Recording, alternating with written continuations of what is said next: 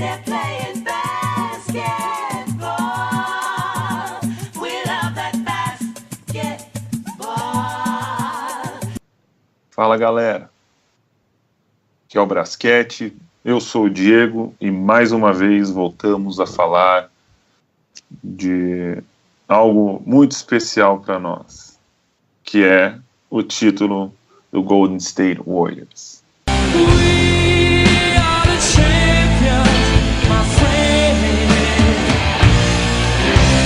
Não podia ser diferente e vamos começar o Brasquete dando parabéns ao Kevin Durant, Steph Curry e companhia, porque são os atuais campeões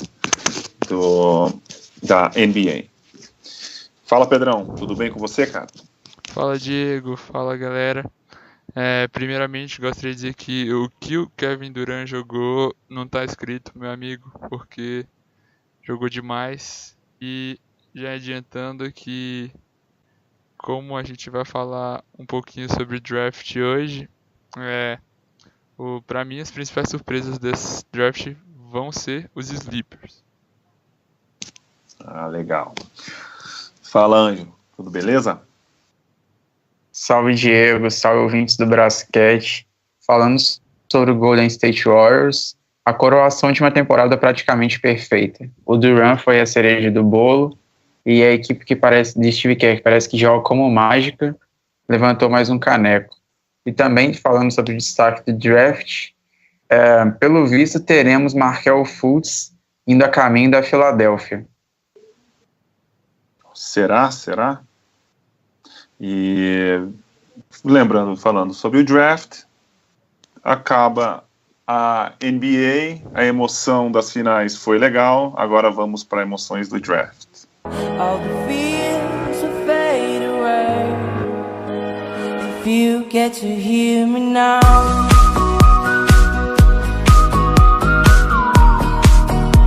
If you get to hear me now. Então, no podcast de hoje, nós vamos comentar sobre o desempenho, falar um pouquinho das finais, né? Como foi o que levou o Golden State a ser coroado o maior time, campeão da NBA dessa temporada. Um fazer um breve perfil dos prospectos do draft, falar um pouquinho sobre as top escolhas, né, os jogadores, as principais escolhas do draft de quinta-feira, e vamos refazer o nosso mock draft. Já fizemos um no programa passado, nesse, quem sabe, teremos algumas alterações e vamos explicar o motivo dessas alterações. E no momento Big Apple, nós vamos falar sobre qual posição o Knicks precisa ficar atento na escolha da segunda rodada, que o jogador, quem sabe, seria interessante para o Knicks, e vamos falar sobre os boatos de que Derrick Rose aceitaria até uma redução de salário e está desesperado em ficar em Nova York. E com isso, então, minha gente, vamos começar a falar. Para mim, foi algo sensacional. Como diz Everaldo Marques, Golden State Warriors, você é ridículo.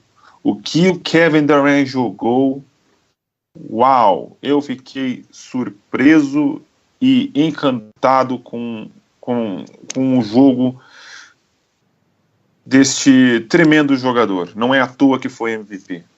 Te encantou também, Pedrão? Realmente o nível de basquete apresentado pelo time do Golden State Warriors foi uma coisa absurda. Apenas no jogo 4, onde o Cleveland realmente jogou tudo o que podia para conseguir ganhar um joguinho ali na série. Inclusive eu errei falando que semana passada havia falado que acabaria num 4-0, mas o Cleveland ainda conseguiu ganhar um jogo. E o Golden State Warriors estava bem mordido com a questão das finais do ano passado. A partir do momento que o Cleveland ganhou aquele jogo, voltou na mídia, nos torcedores, nas redes sociais, toda aquela questão de novo de The Warriors blew a 3-1 lead, que foi o que aconteceu na temporada 2015-2016, né? O Golden State abriu 3-1 e tomou a virada. Primeira vez que tinha acontecido isso nas finais. Mas o time de 2017, querendo não, era bem superior ao de 2016. E assim, o principal motivo disso é o nosso querido Kevin Durant, MVP das finais. Depois do jogo ele ficou até, assim, tem um lance que é a posse de bola do Golden State Warriors, faltando 53 segundos para acabar o jogo ali, no jogo 5 mesmo, né? Você vê ele visivelmente assim, ele levanta a camisa e dá uma enxugada no rosto, provavelmente estava chorando, né? Isso antes mesmo do jogo terminar, já tava muito emocionado. Quando o jogo acabou, antes dele receber o prêmio de MVP das finais, ele teve momentos muito bonitos com a mãe dele, ela falando pra ele que ele conseguiu o que ele sempre quis ser. Ele falou que, assim, conseguimos, no sentido, no plural mesmo, de que ele e ela alcançaram aquilo junto.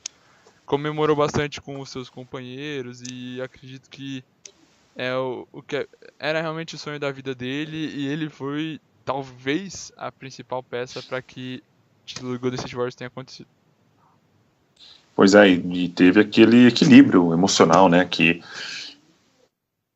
para muitos foi o que desequilibrou a série da temporada passada. E nessa temporada, realmente, o Golden State manteve a sua compostura, o time foi muito bem no momento de adversidade, manteve o foco e o equilíbrio, e com certeza isso foi um ponto importante para o resultado ter sido diferente nessa temporada.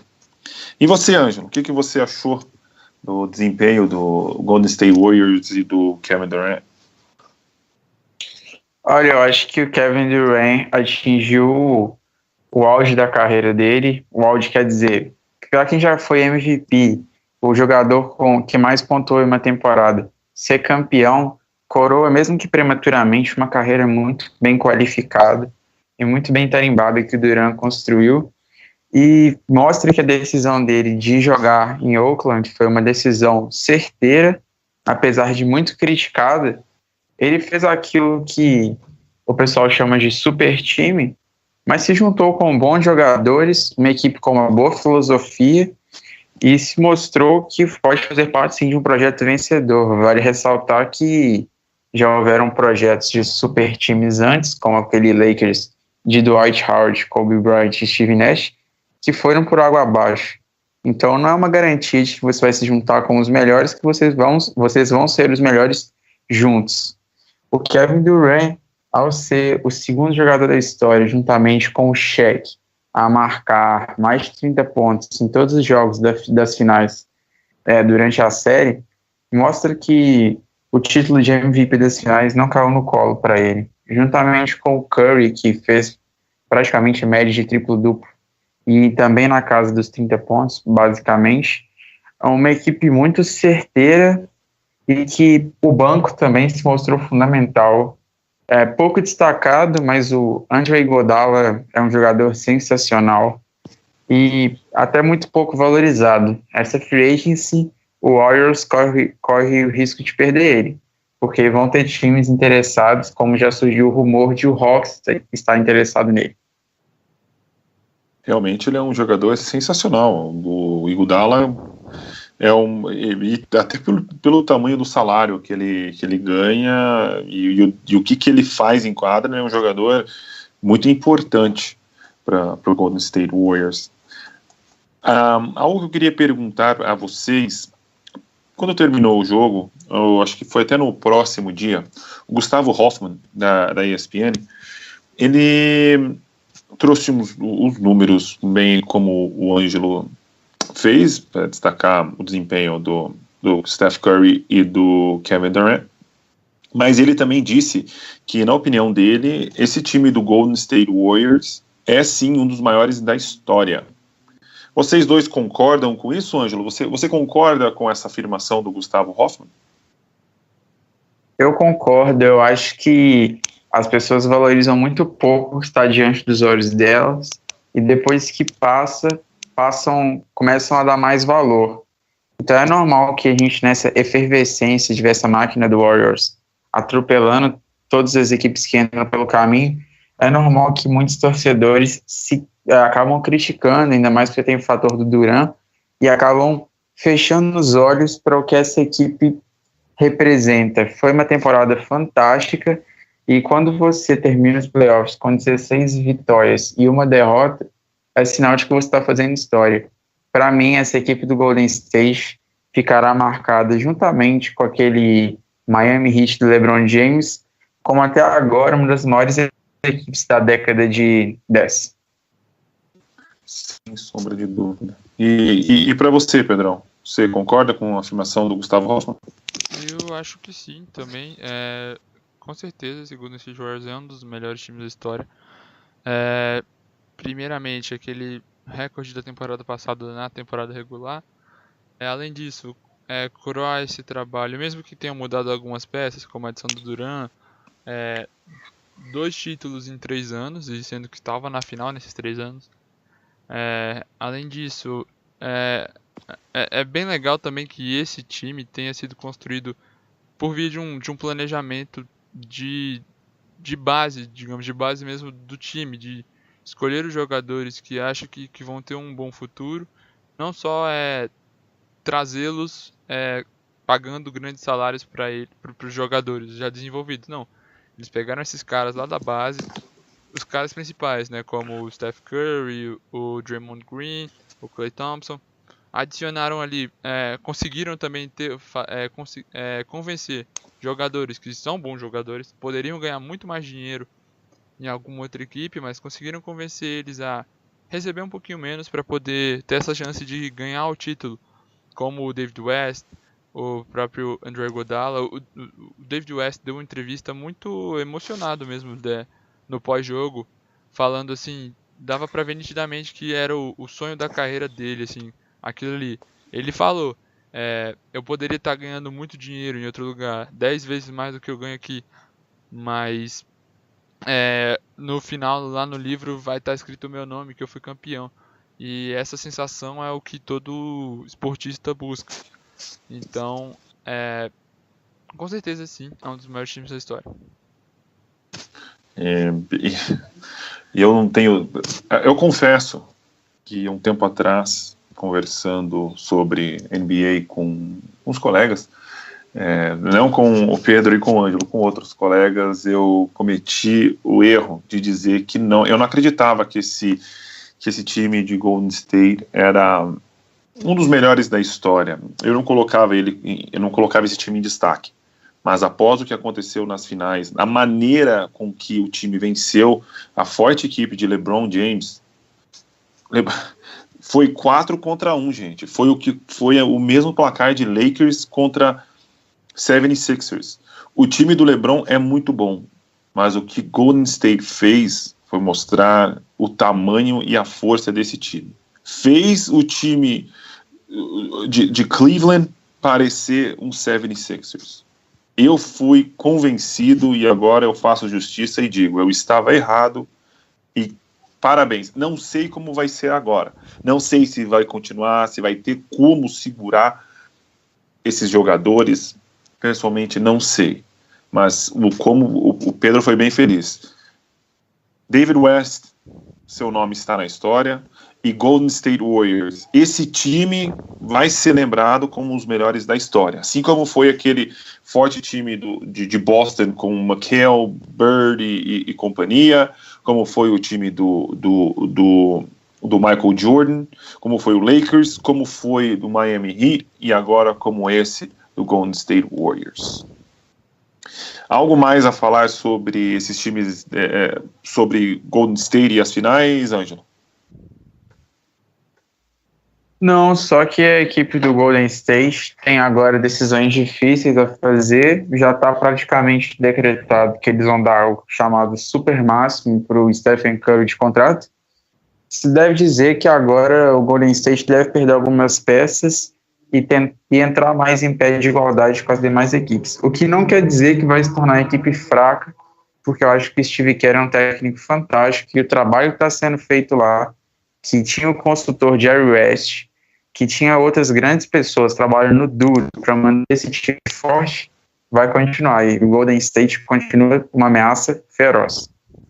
E para você, ouvinte, não se preocupe que o podcast vai falar sobre a repercussão, quando estiver mais próximo da free agency, quando for o momento de buscar, então, os jogadores na agência livre, nós vamos falar sobre Golden State e as escolhas que eles fizeram, se foi certo, se foi errado.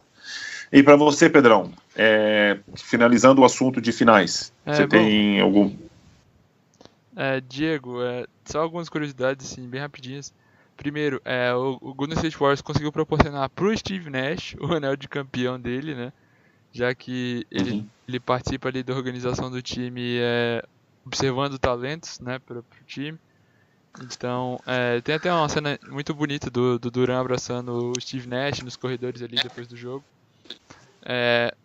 Também, além disso, pro Jerry West, que é o logo da NBA, né?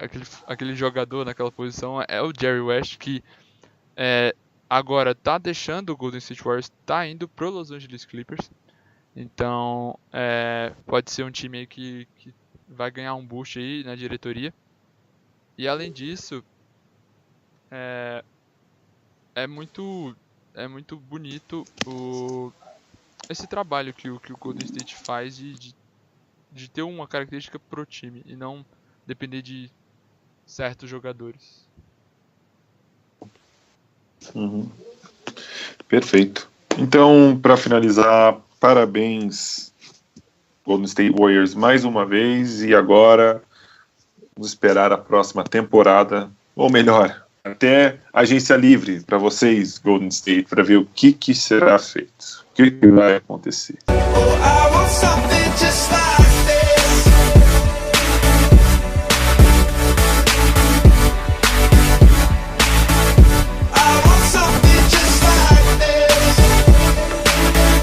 Então vamos continuar. Próximo tópico que vamos falar ou melhor, vou até explicar como que vai acontecer. Nós vamos agora falar sobre alguns nomes, alguns prospects dos jogadores que serão escolhidos, aonde eles vão cair, ou, enfim, como o Ângelo e o Pedro vão fazer isso. Vamos começar. Quem que começa, meninos? Sou eu. O Ângelo começa. Ótimo, então o Ângelo vai começar a falar. Ele vai escolher um prospecto e vai falar sobre esse prospecto. Vamos falar sobre o top 10, os 10 melhores jogadores desse draft, e vamos falar um pouquinho sobre ele. Assim que o Ângelo terminar de falar quem que ele acha o melhor, nós vamos passar para o Pedro, que vai falar quem é o melhor segundo, e por aí vai, até terminar os 10. Ok? Vamos lá, Ângelo. Só lembrando que isso é o que eles chamam de Big Board, que não leva em consideração a necessidade dos times, então a gente está falando dos jogadores nivelados em ordem de qualidade bruta. O primeiro jogador que eu vou falar é do Markelle Fultz, que joga de armador e de ala armador, frequentou a Universidade de Washington e teve médias na casa de 23 pontos, 6 rebotes e 4 assistências. O Fultz é disparado o melhor jogador do draft de 2017, um armador muito fluido e com uma característica muito peculiar. Ele sabe fazer o time jogar, mas também consegue se encaixar como engrenagem do time. O Fultz, como vocês vão observar quando ele chegar na NBA, ele é um jogador que sabe fazer aquela coisa de armar a jogada para os outros, mas ele também sabe pegar e arremessar a bola. Ele carregou a equipe de Washington nas costas, muito porque a equipe era muito fraca, mas isso não tira nenhum mérito dele, e a qualidade dele é tão evidente que a equipe de Washington não foi para o March Madness, que é os considerados playoffs do universitário, do basquete norte-americano. E mesmo assim, ele é indiscutível como a primeira escolha do draft. Por quê? Por esses atributos. É um jogador que vai apresentar uma defesa que, se trabalhada, vai se tornar um defensor de elite, um atleticismo para pontuar de todas as formas e ainda tem uma capacidade de ser um playmaker em potencial. Resumindo, um jogador completo e que tem tudo para ser falado por durante muitos anos na NBA. Bom, agora vamos seguir aqui.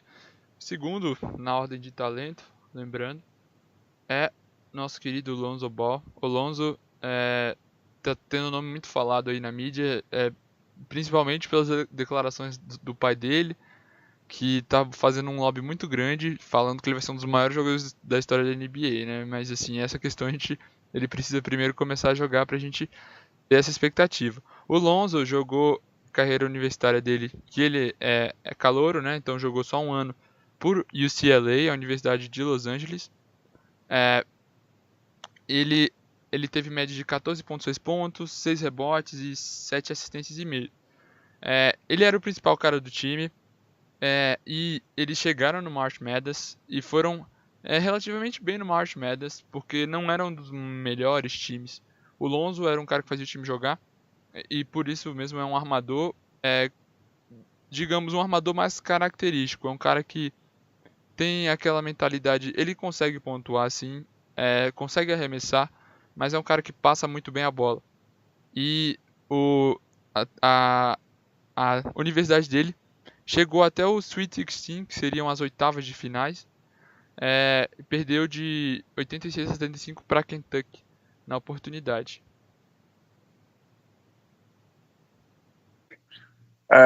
Falando agora do terceiro prospecto do draft na ordem de talento, eu vou falar também do freshman, o Josh Jackson, ala que jogou na faculdade de Kansas.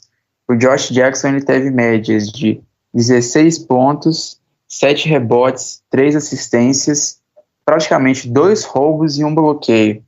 O que a gente pode ver aqui? Só lembrando que o Josh Jackson, a equipe dele foi eliminada também no March Madness para Oregon. A gente pode ver no perfil do Josh Jackson que ele é um jogador faz tudo. Fazendo uma comparação fria, no auge dele poderia parecer muito com o que o Kawhi Leonard é. O Josh Jackson é um jogador que é um ala que pega 7, praticamente 8 rebotes de média. O que isso quer dizer? Um jogador que tem um atleticismo muito bom e um jogador que tem uma coletividade muito boa, média de 3 assistências por jogo. O Josh Jackson é um talento bruto, é um talento que precisa ser aprimorado, já que o seu arremesso, ele fez 16 pontos, tendo um arremesso muito duvidoso, arremessando somente 56% nos lances livres.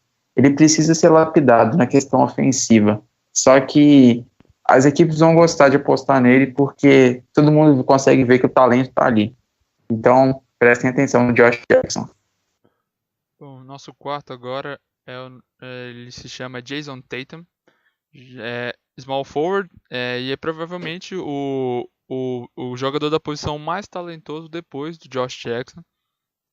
Ele jogou em Duke, aquela universidade tradicionalíssima, e Duke conseguiu, não foi muito bem nesse March Madness, né? Duke caiu na segunda rodada, ou seja, antes das oitavas de finais ainda, que foi uma surpresa.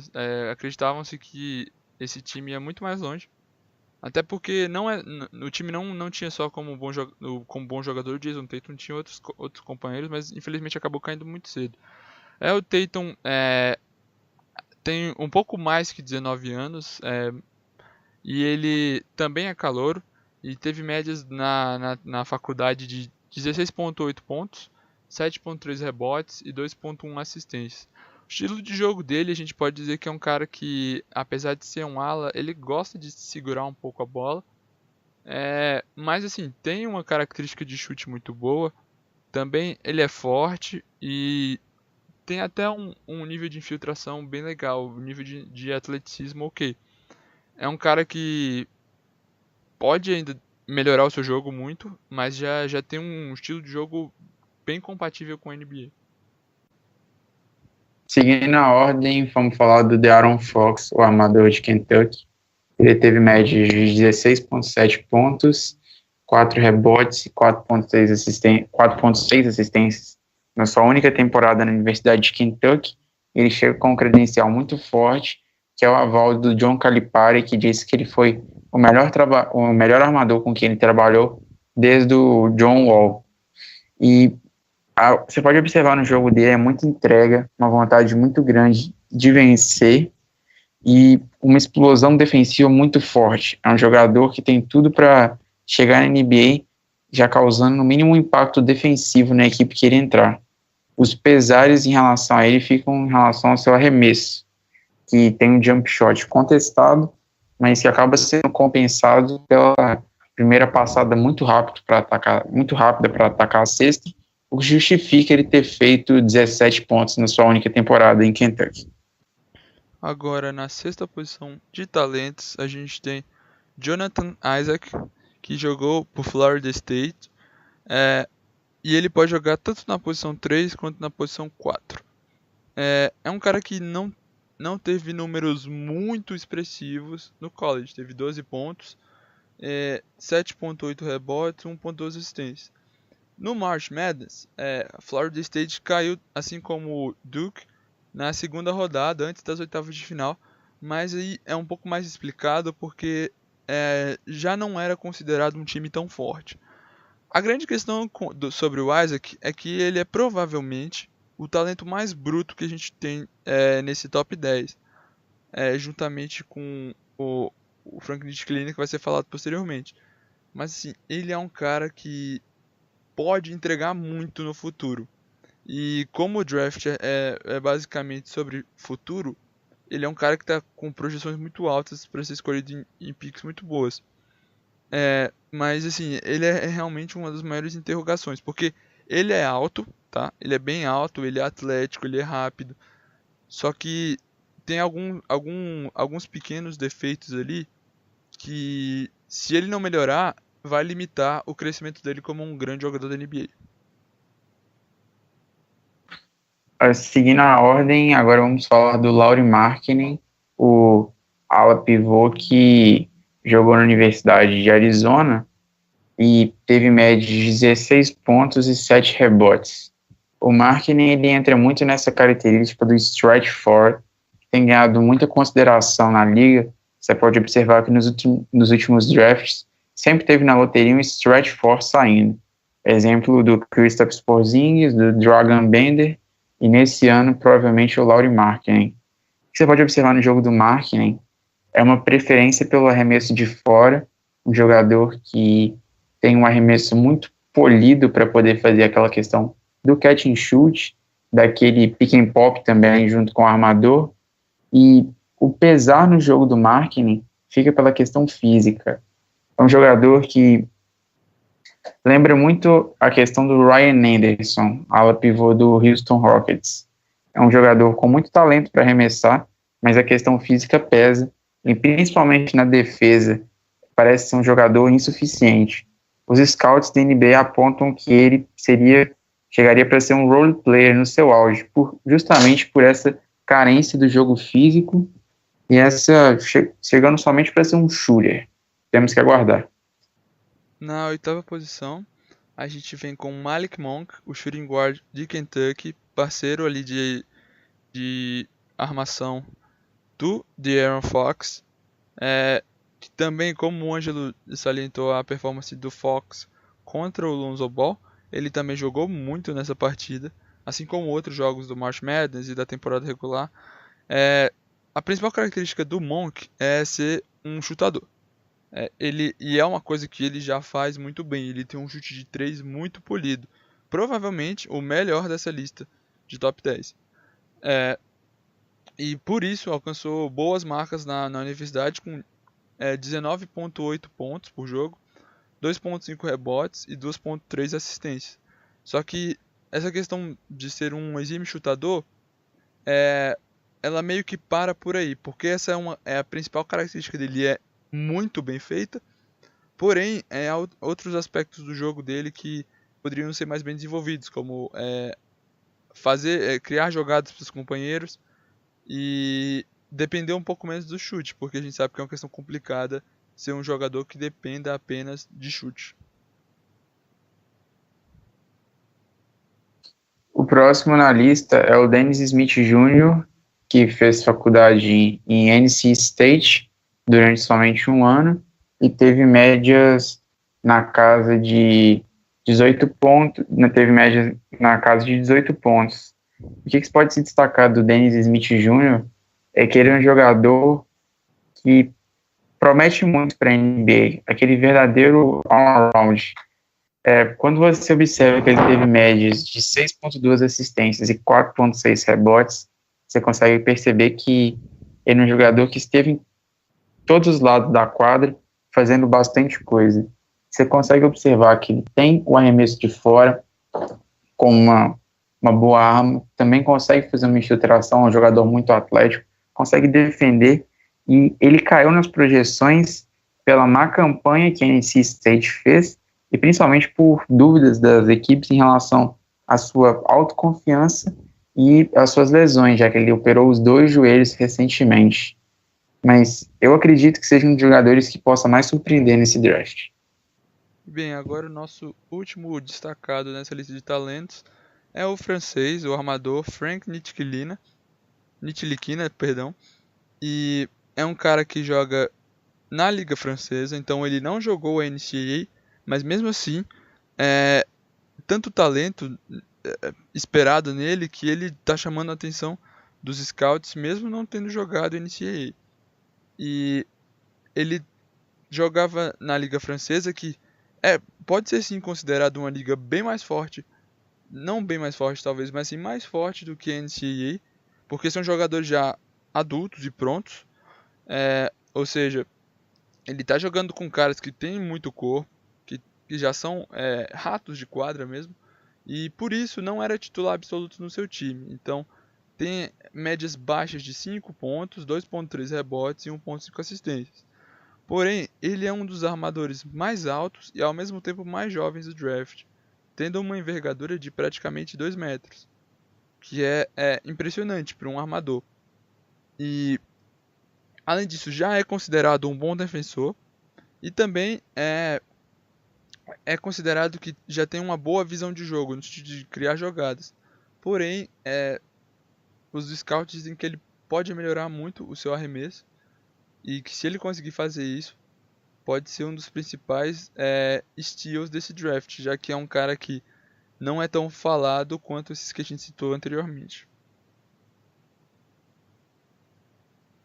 Perfeito. Então, continuando para não fugir muito do assunto do momento, vamos já passar para nosso final mock draft. Ou melhor, vamos mudar um pouquinho, já que o Ângelo e o Pedrão fizeram tão bem feito o Big Board, né, que são os 10, vamos começar com agora o Pedro. Pedro, começa você. Quais são os seus 14 selecionados? Bom, Diego, eu fiz algumas mudanças a partir do draft da semana passada, então vamos ao meu mock. Primeiro, Markelle Fultz para o Boston, esse é mantido. Agora na segunda posição, para mim, De'Aaron Fox. Na terceira, Josh Jackson para a Filadélfia. Na quarta, Jason Tatum para o Phoenix Suns. Na quinta, Lonzo Ball para o Sacramento Kings. Na sexta, temos Malik Monk para o Orlando Magic. Na sétima, para o Minnesota Timberwolves, botei Jonathan Isaac. Na oitava, para o New York Knicks, o francês Frank Ntilikina. Na nona, para o Dallas Mavericks, Dennis Smith Jr., o armador. Na décima, para o Sacramento Kings, coloquei Lauri Markkanen. Na 11ª, para o Hornets, botei Zach Collins, o pivô de Gonzaga. 12ª, para o Detroit Pistons, o armador Donovan Mitchell. 13ª posição, para o Denver Nuggets, coloquei Justin Jackson, o ala proveniente da campeã North Carolina. E na 14ª posição, aí um jogador que eu não havia inserido no meu último mock, coloquei Harry Giles de Duke, indo pro Heat. Uhum. E por que você fez, ou destaque pelo menos o motivo da alteração, Pedrão? Bom, a principal mudança que eu fiz da semana passada para essa foi subir o De'Aaron Fox para a segunda posição. Porque eu acompanhando os mocks e também as notícias que estão sendo soltas, a gente vê que o Lakers está meio hesitante de escolher com certeza o Lonzo Ball, que é um cara que já está meio que pré-identificado com a franquia, mas tem a questão familiar, a questão do pai dele que dá algumas declarações polêmicas, e o Lakers não tem também a certeza se o Lonzo Ball pode ser a cara da franquia para os próximos anos. E por isso eles estão pensando em algum outro jogador, além do Lonzo. Para mim, vai acabar acontecendo o Lonzo não ser escolhido por eles. A maioria das pessoas pensa que pode ser o Josh Jackson, só que eu vejo que o Josh Jackson vai ocupar uma posição que já é muito forte no time. E pensando também do lado que agora o GM do time é o Magic Johnson, eu vejo que o De'Aaron Fox pode ser a escolha do Lakers, porque é um cara que complementa o que falta ali no time. Ele já tem um ótimo chutador no D'Angelo Russell, a posição 3 já está bem garantida ali com o Brandon Ingram, e a 4 com o Julius Randle. E como a gente não tem nenhum pivô número 5 muito forte nesse draft, acredito que eles vão acabar indo com o Fox para suprir a posição. Talvez outra mudança que eu tenha feito, claro, o Ball foi caiu para posição 5, também pelo fato dos times que estão acima não necessitarem tanto dele. E além disso, alteração na pick 8 é porque o New York Knicks está muito interessado no Frank Ntilikina e eu acho que realmente vai acabar sendo a escolha deles. Além disso, último destaque é o Harry Giles na posição 14. É um cara que, se a gente for falar de talento bruto no draft, tá entre os 5 melhores, com certeza. Só que ele não conseguiu jogar no college porque teve lesões muito sérias que atrapalharam a carreira dele. Mas antes dele sofrer essas lesões, ele era apontado como no mínimo top 5 do draft. E eu acho que agora, com a questão da aposentadoria definitiva do Chris Bosh, já que a pick 14 é do Miami Heat, eu acho que o Heat apostaria forte em trazer o Harry Giles para tentar ali garantir um jogador da posição 4 forte ali pro futuro. Ok. E você, Ângelo? Quais são os seus 14? Qual é as suas escolhas? Quais são? Olha, na minha primeira escolha, o Boston Celtics seleciona o Markelle Fultz. Na minha segunda escolha, o Los Angeles Lakers seleciona o Josh Jackson. Na minha terceira escolha, o Philadelphia 76ers seleciona o Jason Tatum. Na minha quarta escolha, o Phoenix Suns seleciona o Lonzo Ball. Quinta escolha, Sacramento Kings seleciona De'Aaron Fox. Sexta escolha, Orlando Magic seleciona Malik Monk. Sétima escolha, Minnesota Timberwolves seleciona Jonathan Isaac. Na oitava escolha, o Knicks seleciona Frank Ntilikina. Na nona escolha, Dallas Mavericks seleciona Dennis Smith Jr. Na décima escolha, o Sacramento Kings seleciona Lauri Markkanen. Na 11ª escolha, o Charlotte Hornets seleciona Donovan Mitchell. Na 12ª escolha, o Detroit Pistons seleciona O.J. Anunoby, de Indiana. Na 13ª escolha, o Denver Nuggets seleciona o Justin Jackson, da Universidade de North Carolina. Na 14ª escolha, o Miami Heat seleciona Zach Collins, de Gonzaga. Perfeito. E justifique suas principais mudanças, por favor, Ângelo.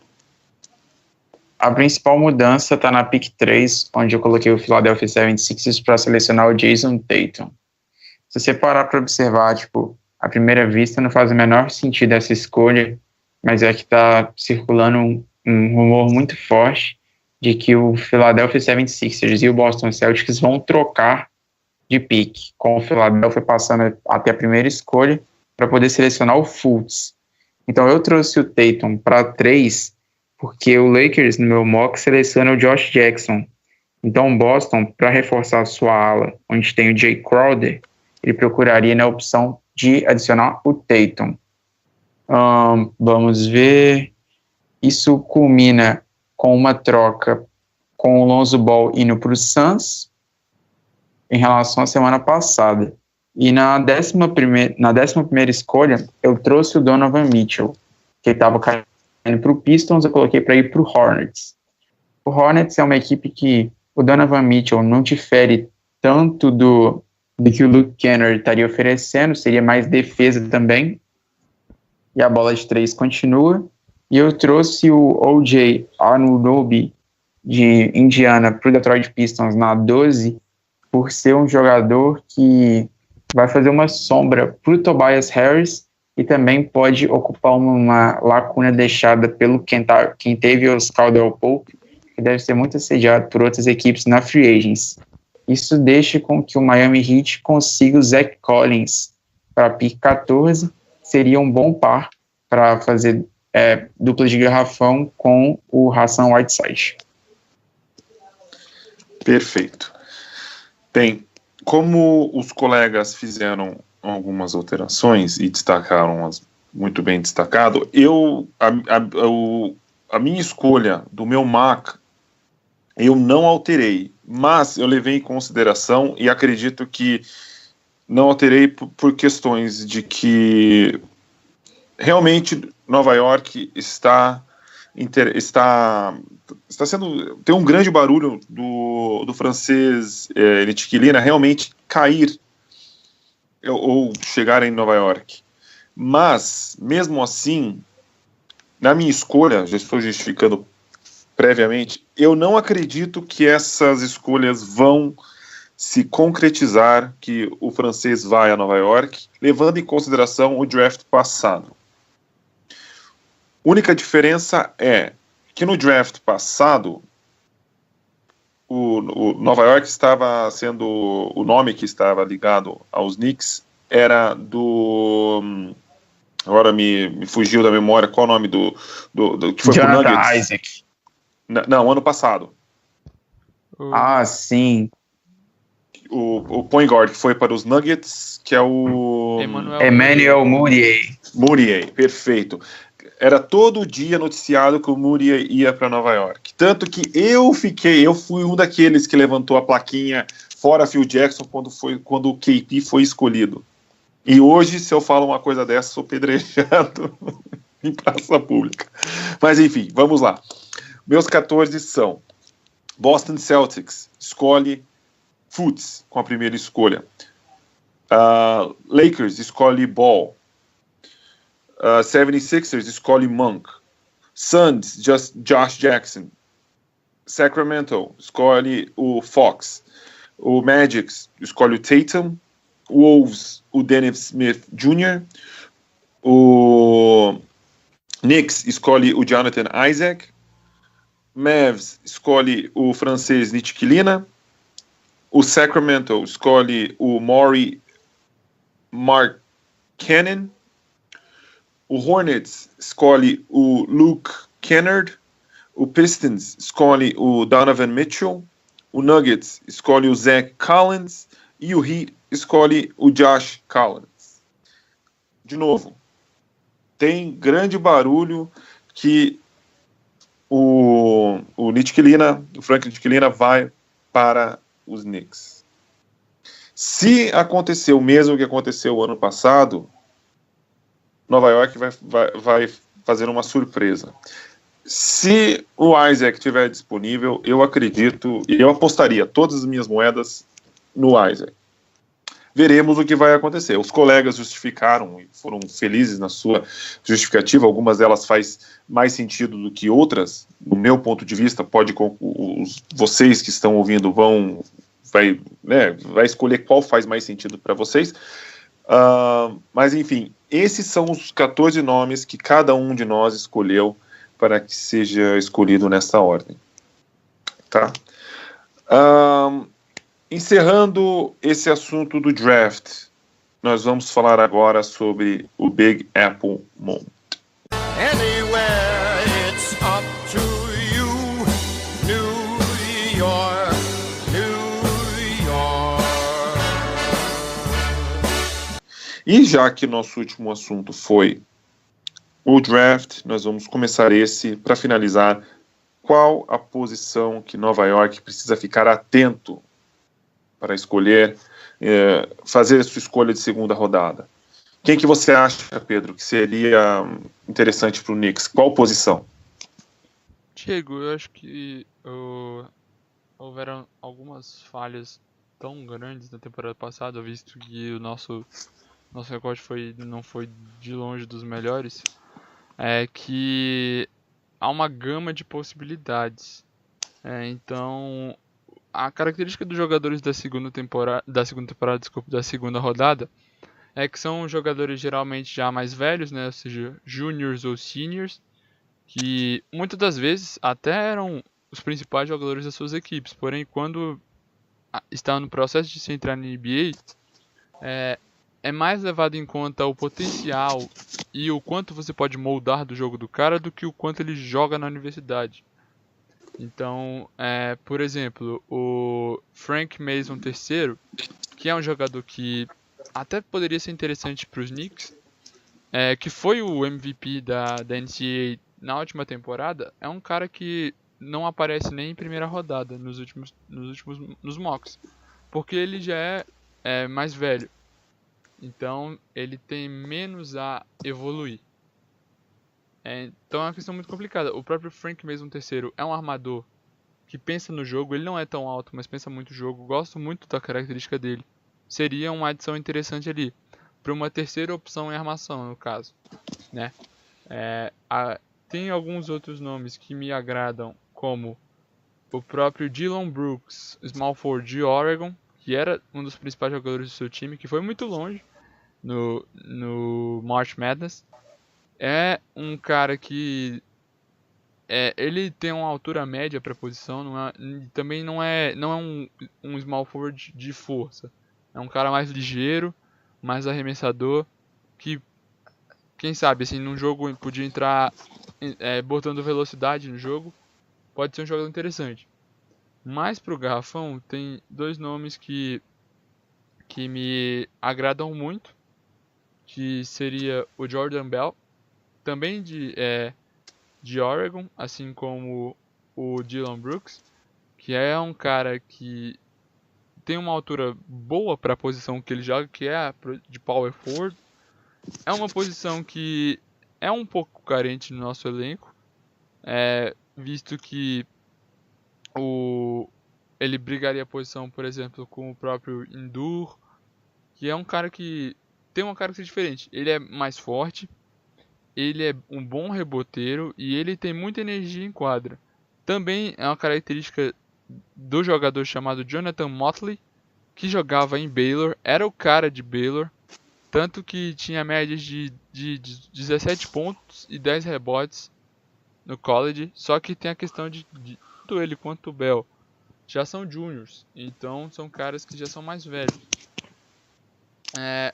Além disso, tem o próprio Jaron Blomsongame e Dwayne Bacon, que poderiam funcionar para mim como prováveis reservas do nosso small forward, do Carmelo, se o Carmelo ficar, claro, mas ou qualquer um outro jogador que seja na posição.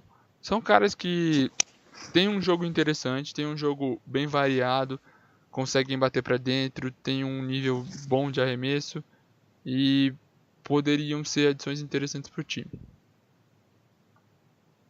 Ok. E para você, Ângelo?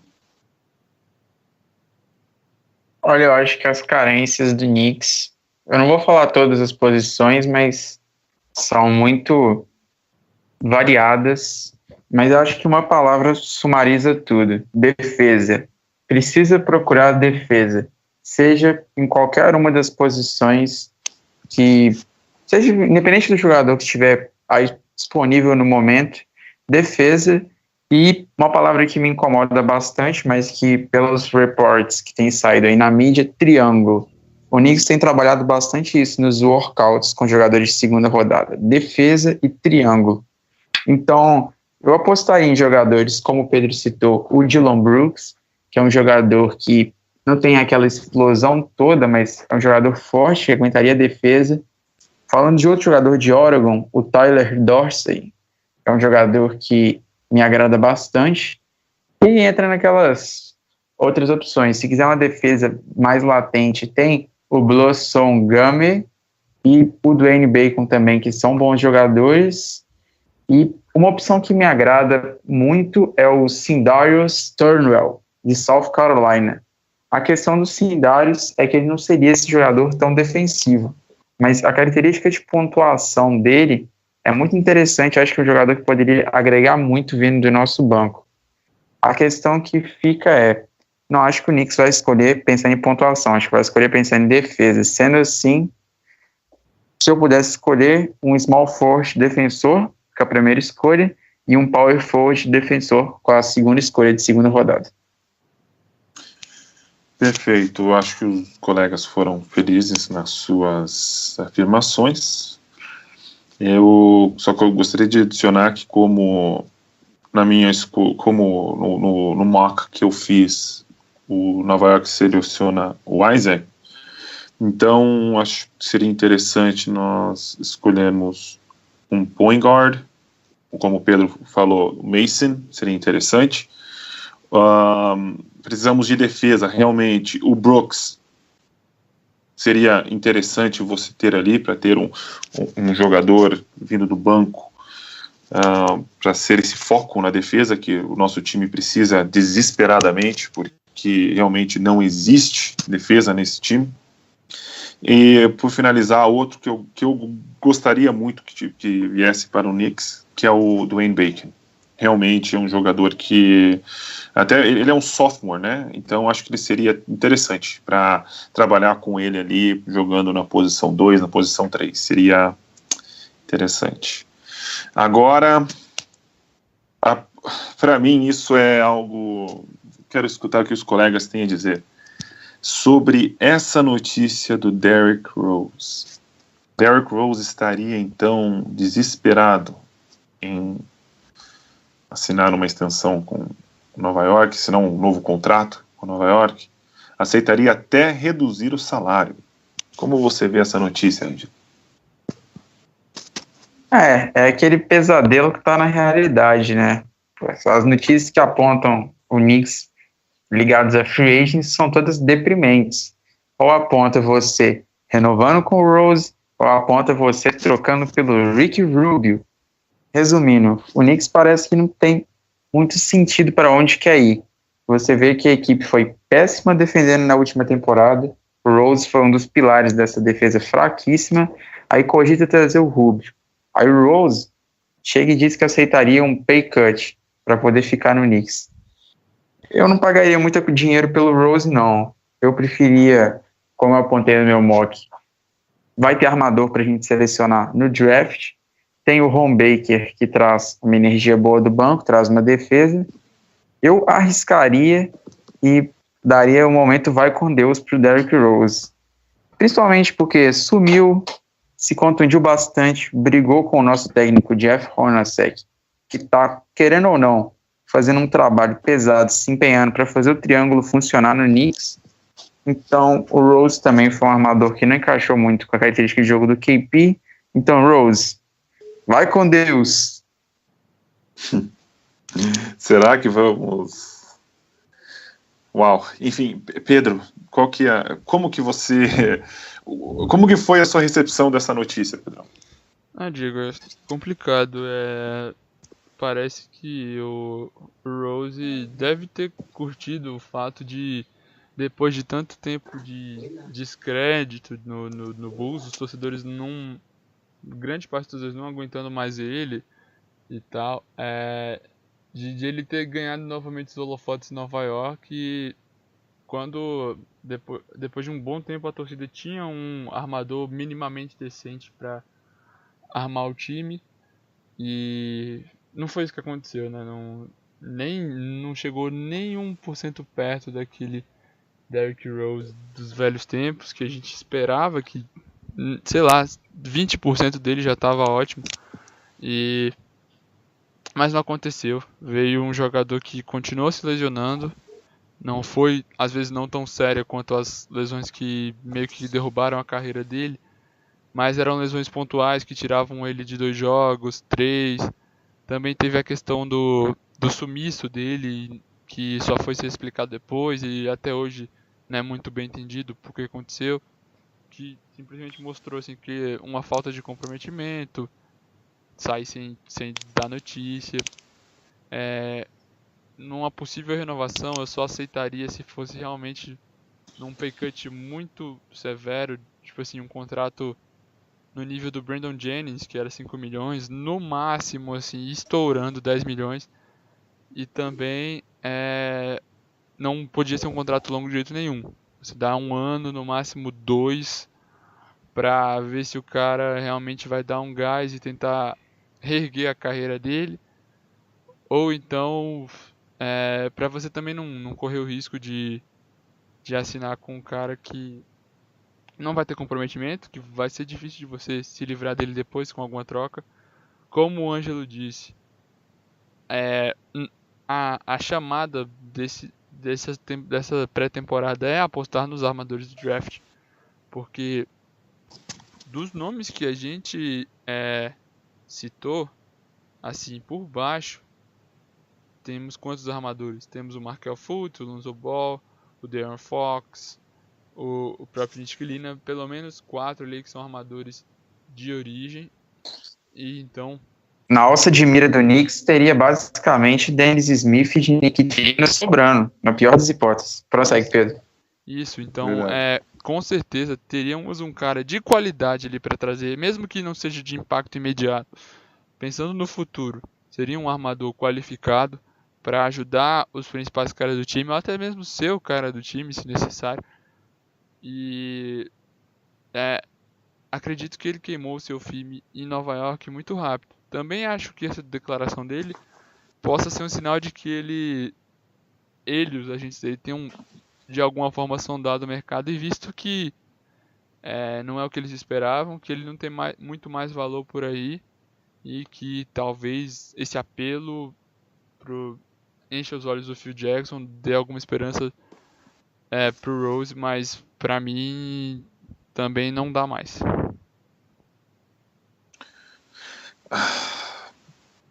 Quando eu me deparei com essa notícia, o que me assustou foi, claro que talvez seja apenas especulação, possa ser apenas um boato, mas no momento me veio à cabeça será que o Knicks está respondendo as perguntas com as mesmas respostas? Veja, não estamos repetindo os erros do passado.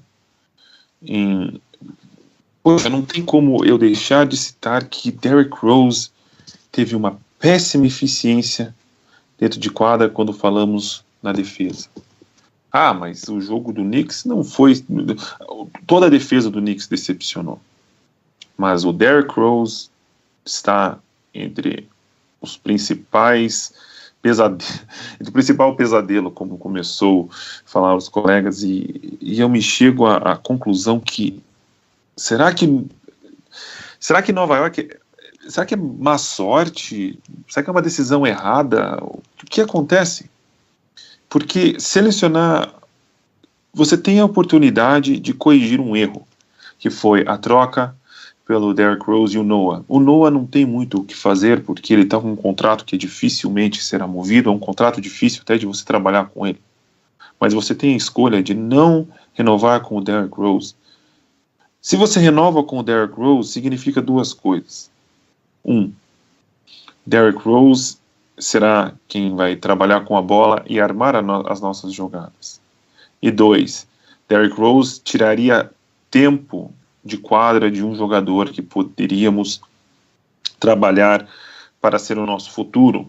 Se for a escolha no draft, como os colegas já falaram, não só nesse podcast, mas no podcast passado, se for a escolha no draft, se for a escolha da Free Agency, não é possível que não tenha uma escolha melhor do que o Derrick Rose, mesmo que signifique dar o contrato mínimo para o Derrick Rose. Não é que eu acredite que o Derrick Rose é um jogador ruim, não. Eu acredito que o sistema de Nova York não combinou com a escolha do Derrick Rose. Mas acontece erros de avaliação. Não é apenas o Nova York Knicks que errou. Teve outros times que errou também no passado. Mas agora o Nova York está determinado em seguir no erro. Eu estou preocupado, fico preocupado com essa notícia. Porque seriam, no mínimo, uns 2 passos para trás em permanecer com Derrick Rose. Então eu estou torcendo que seja um boato. Porque se for verdade, torcedor do Knicks, desculpa te dizer isso, mas é mais uma má notícia em um livro que não acaba, que é má notícia atrás de má notícia, em que às vezes é melhor ficar no sonho, às vezes é melhor, quem sabe um dia isso vai terminar, né? Pensar positivamente, mas realmente a realidade é triste se isso for verdade.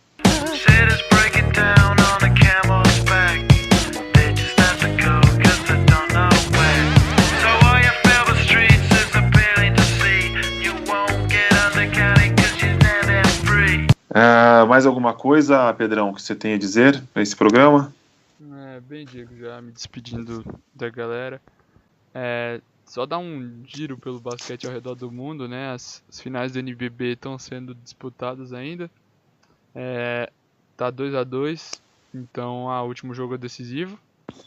E de qualquer maneira vamos ter um novo campeão.